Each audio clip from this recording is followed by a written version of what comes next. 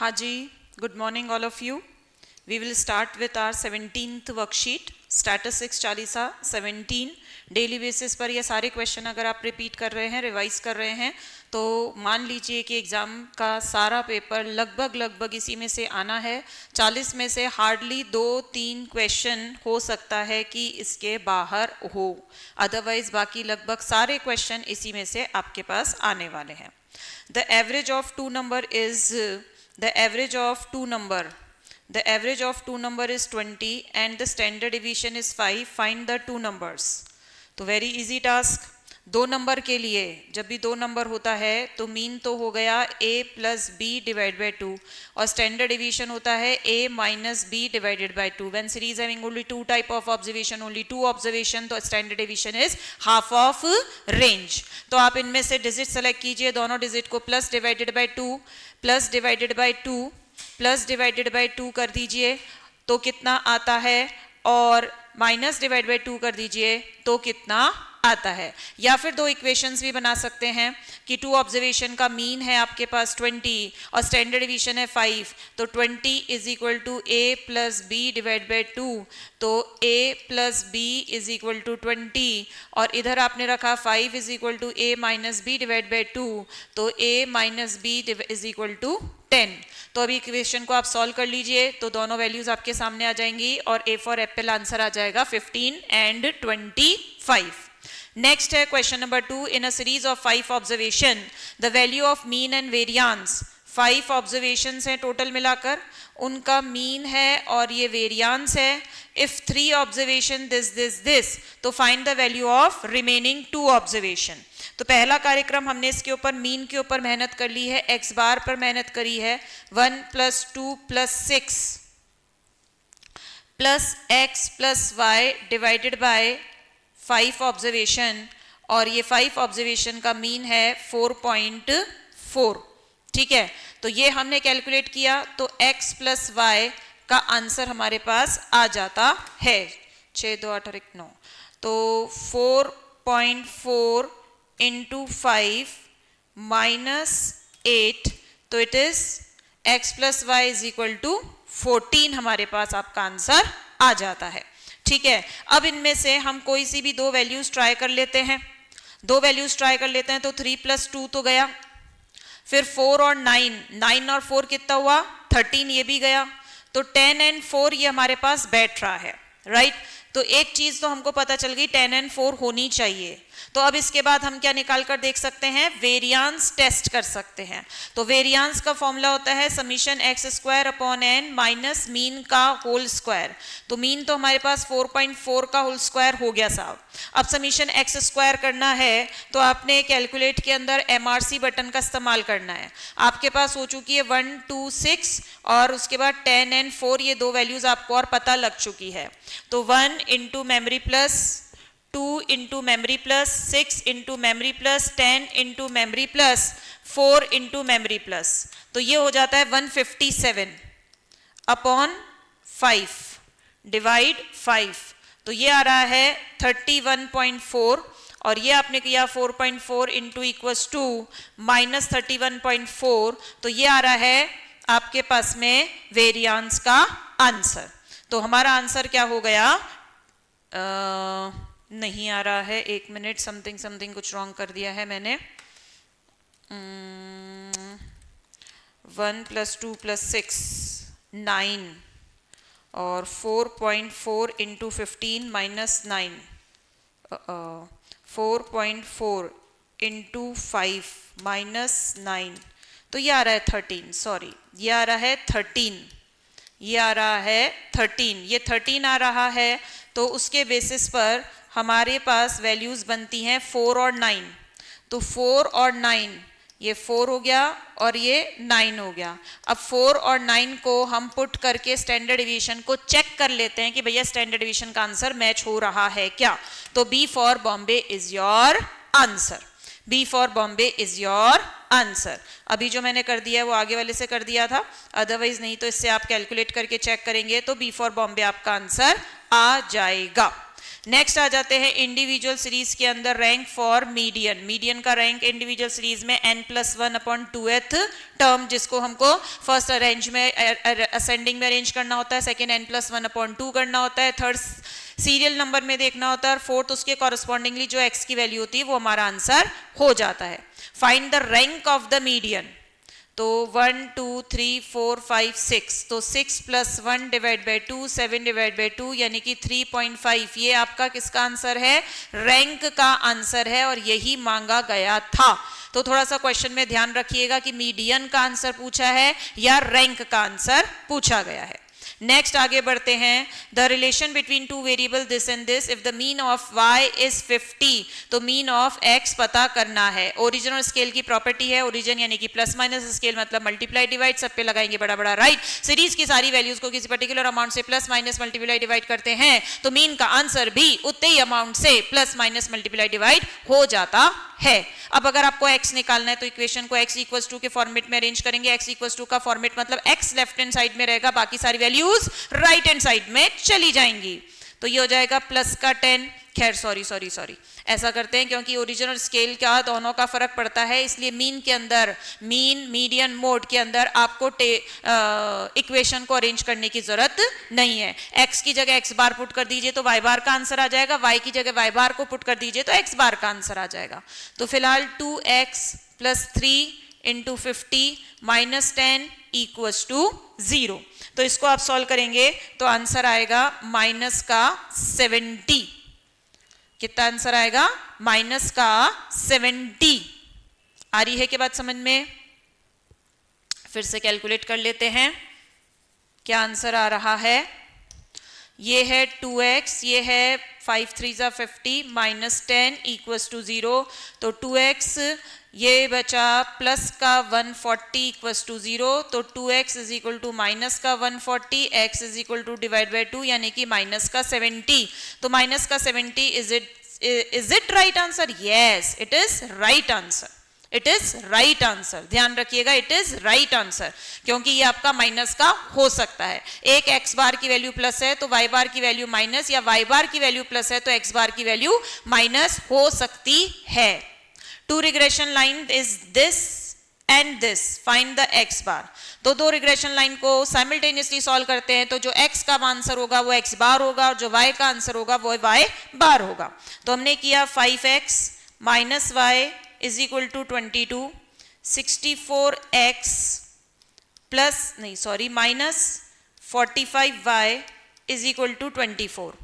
तो हम क्या करते हैं, y को इक्वेट करते हैं, क्योंकि x बार का आंसर चाहिए तो y को इक्वेट करके कैंसिल कर लेंगे।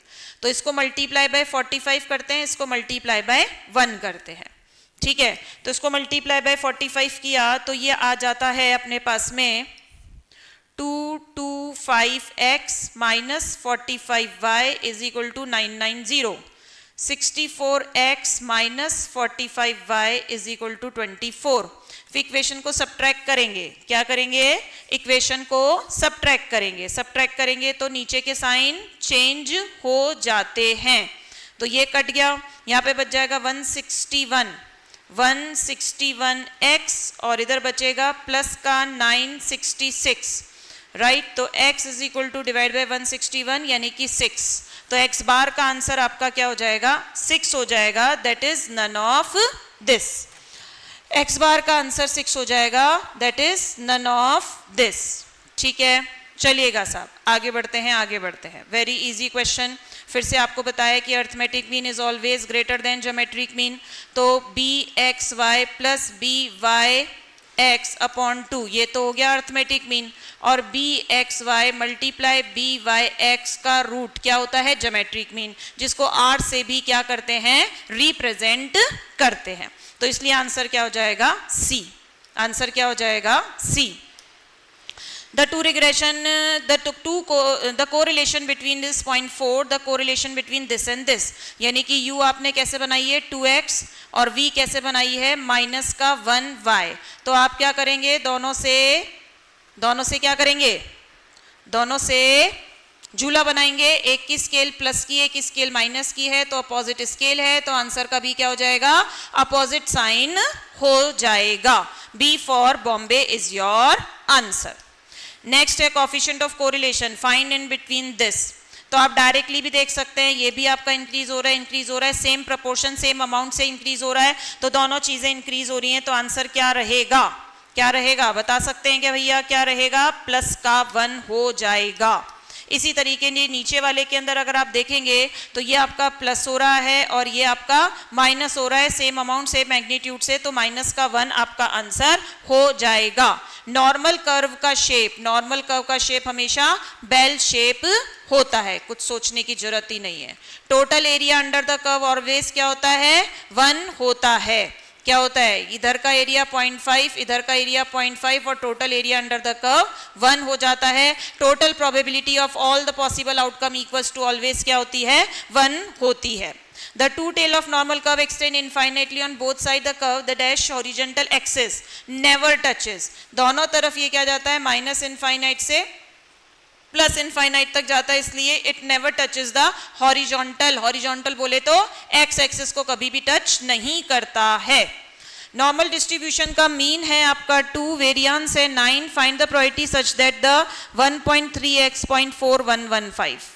ठीक है भैया, ये आपका है मीन 2। इधर कोई वैल्यू है, इधर कोई वैल्यू है, जहां से यहां तक की प्रोबेबिलिटी इधर की भी हो सकती है, दैट इज 0.4115, इधर भी हो सकती है, दैट इज 0.4115। ठीक है, अब ये नहीं बता रखा कि लेफ्ट हैंड साइड है या राइट हैंड साइड है, तो हम दोनों तरफ पॉसिबिलिटी ढूंढकर ढूंढने की कोशिश करेंगे। ठीक है साहब, चलिए हमने कोशिश करी, कोशिश करते रहना चाहिए। इधर अगर ये वैल्यू होगी तो ये होगी माइनस की 1.35, इधर ये वैल्यू होगी तो प्लस की 1.35 होगी। तो दोनों से ट्राई कर लेते हैं, क्योंकि ये नहीं बता रखा कि लेफ्ट हैंड साइड है कि राइट हैंड साइड है, लेस देन है कि मोर देन है, या फाई की वैल्यू दे देते तो क्यूमुलेटिव पता चल जाता, मतलब कुछ तो क्राइटेरिया होता, कुछ भी नहीं है। अब अपने पास माइनस और प्लस का ही एक तीर कमान बचा है जो हम यहाँ पर लगा सकते हैं। तो माइनस का लगाया तो माइनस का 1.35 इज इक्वल टू x की वैल्यू पता करनी है, माइनस मीन है 2 और वेरिएंस है 9, तो स्टैंडर्ड डिवीजन कितना हो जाएगा? 3। वेरिएंस है 9 तो स्टैंडर्ड डिवीजन कितना हो जाएगा? 3। तो ये हो जाएगा 1.35 इंटू 3, और ये माइनस है, उधर जाके क्या हो जाएगी? प्लस, तो इसको कर देंगे -2, तो ये आ रहा है 2.05।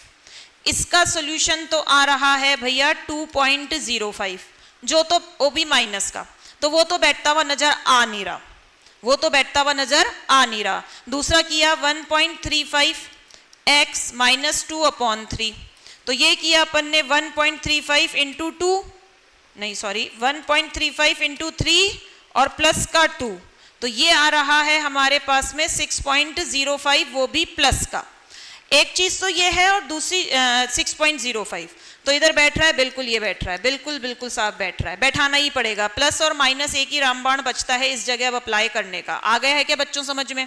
लेफ्ट हैंड साइड में z की वैल्यू माइनस में चलेगी, राइट हैंड साइड में z की वैल्यू प्लस में चलेगी 1.35। ध्यान रखिएगा, बस इतनी सी कोशिश कीजिएगा। नेक्स्ट आ जाते हैं, ये आपका नॉर्मल डिस्ट्रीब्यूशन, फर्स्ट मूवमेंट आपको दिया हुआ है, सेकंड मूवमेंट दिया हुआ है, ये क्वेश्चन अब अपने कोर्स में नहीं रहेगा, तो हम आगे बढ़ते हैं। Find the variance of binomial distribution with the mean this and this. तो बायनोमियल का वेरिएंस होता है NPQ, तो ये हो जाएगा 10 इंटू 0.3 इंटू 0.7, तो ये कितना हो जाएगा? 0.3 इंटू 0.7 इंटू 10, तो it is 2.1 A for apple. Next आज आगे बढ़ जाते हैं, cost of living index number increases, तो standard of living improve, no falls. Cost of living अगर इंक्रीज बढ़ जाएगा तो स्टैंडर्ड ऑफ लिविंग आपका क्या होना शुरू हो जाएगा? डिक्रीज, कम हो जाएगा, बी फॉर बॉम्बे। नेक्स्ट, मतलब इसको इस तरीके से देखिए, जो आप वो करते हैं ना इकोनॉमिक्स में पढ़ते हैं, इनकम इफेक्ट। तो इनकम इफेक्ट में क्या हो जाता है कि प्राइस अगर इंक्रीजेस होती जा रही है तो डिमांड क्या होती जा रही है? डिक्रीज होती जा रही है। डिमांड जो कि हम स्टैंडर्ड ऑफ लिविंग एंजॉय कर रहे हैं। आगे बढ़ते हैं, the mean and the variance of this and this true है क्या? तो बायनोमियल के अंदर mean is always greater then variance. Mean is NP, it is greater than NPQ, जबकि ये 12 दिया हुआ, ये 36 दिया, तो ये क्या हो जाएगा? फॉल्स। ये क्या हो जाएगा, फॉल्स। आई है के बाद सबको समझ में क्लियर है, राइट। चलिएगा आगे बढ़ते हैं। An attempt to produce a particular outcome which is neither certain nor impossible, neither certain nor impossible is called event. जो अटेम्प्ट आपने किया है उसमें से neither certain nor impossible यानी कि P प्रोबेबिलिटी है वो जो होती है वो ना तो 0 है और ना 1 है, तो उसके बीच में ही कुछ आने के चांसेस होते हैं, उसके बीच में ही कुछ आने के चांसेस हो जाते हैं। आगे बढ़ते हैं, आगे बढ़ते हैं, आगे बढ़ते हैं। ठीक है, कुछ बुक वाले इसको सैंपल स्पेस भी कहते हैं कि भैया इसके बीच की जितनी भी प्रोबेबिलिटीज होंगी वो सारी मिलाकर क्या बनाएंगी, सैंपल स्पेस बना लेती हैं, राइट। तो वाइजली अपन अपने आंसर को सेलेक्ट कर लेंगे, सैंपल स्पेस और इवेंट। इसमें इवेंट नहीं पूछा है, ठीक है। आगे बढ़ते हैं। Which measure of dispersion has some desirable mathematical property? Has some desirable mathematical property. तो मैथमेटिकल प्रॉपर्टी मैथमेटिकल मेजर्स में होती है, जो कि कौन है, स्टैंडर्ड डेविएशन, सबसे best, usable, suitable, well known, ideal, rigidly defined, based on all observation. Mathematical property algebraic property, combine होता है, करेक्ट होता है, फर्स्ट एंड नेचुरल नंबर होता है। तो ये सारी बातें आपकी क्या हैं, डिस्पर्जन में स्टैंडर्ड डेविएशन पे लागू होती हैं। The number of times a particular item occur in a given data is called, number of times the given data, तो that is called B for Bombay frequency। क्या आंसर हो जाएगा, B for Bombay frequency। चलिएगा आगे के question एक बार आप लोग ट्राई करिए, 1 मिनट।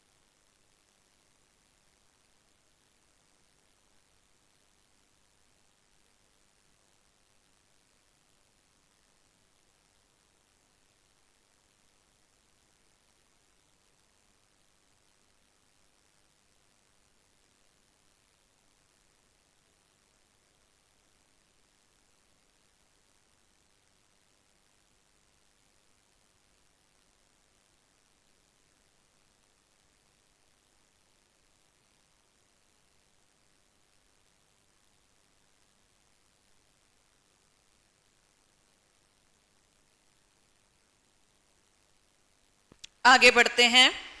इस आंसर को मैंने करेक्ट नहीं किया आपके लिए, ये वाला आंसर, कि वैसे इसके अंदर आपका कुछ बुक वाले इवेंट बोलते हैं, कुछ वाले सैंपल स्पेस बोलते हैं, लेकिन as per our module this will be the definition of trial, this will be the definition of trial. तो B for Bombay is your answer, ठीक है।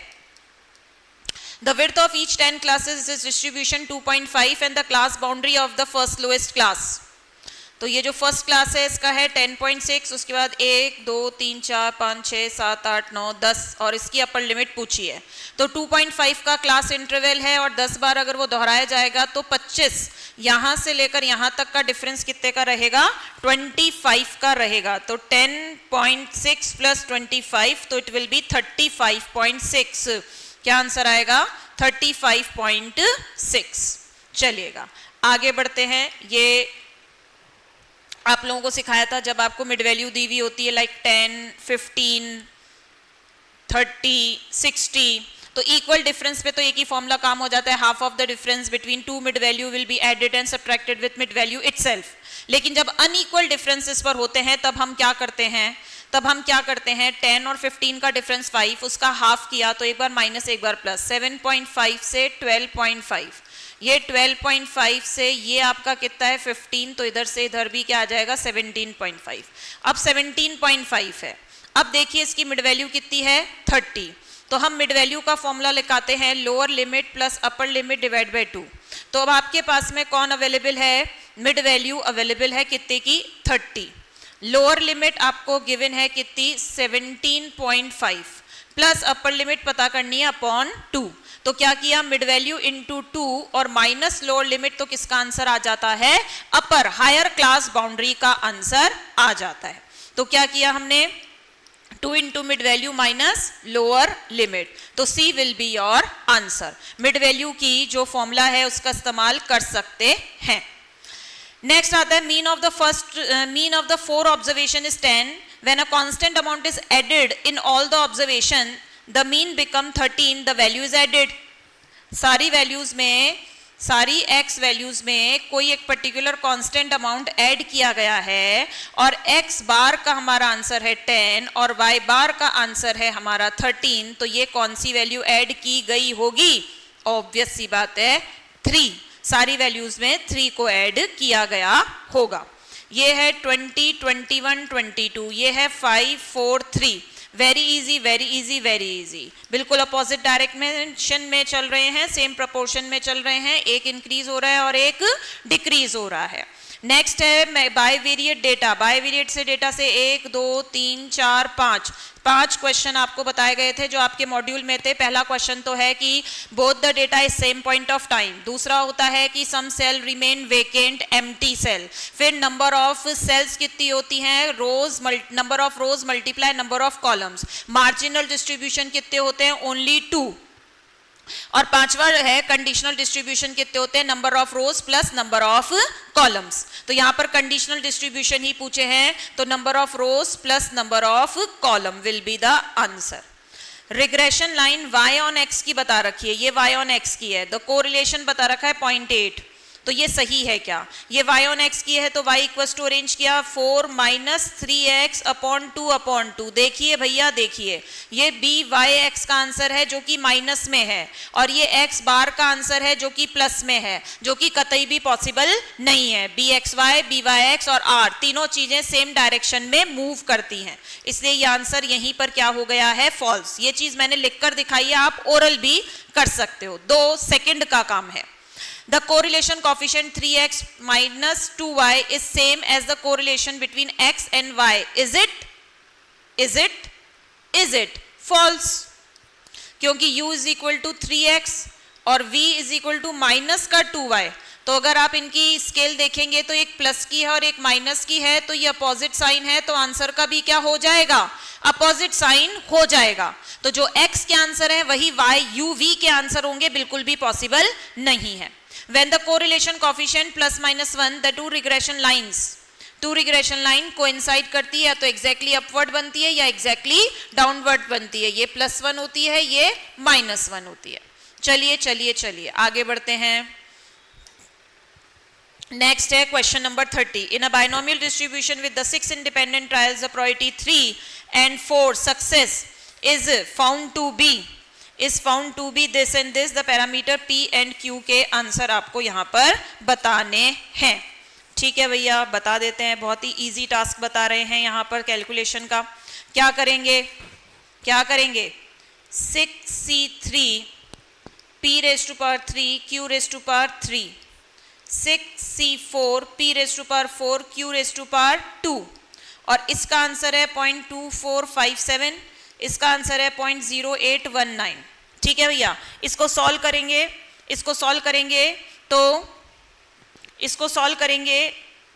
करेंगे तो हमारा आंसर जो बैठेगा, इसको पूरा सॉल्व करेंगे तो हमारा आंसर बैठेगा B फॉर बॉम्बे। ये 3 से ये कट जाएगा, ये 2 से ये कट जाएगा, 6c3 और 6c4 में यहाँ पर 4 बचेगा और यहाँ पर 3 बचेगा, तो 4/3 q/p is equal to 0.2457 upon 0.0819।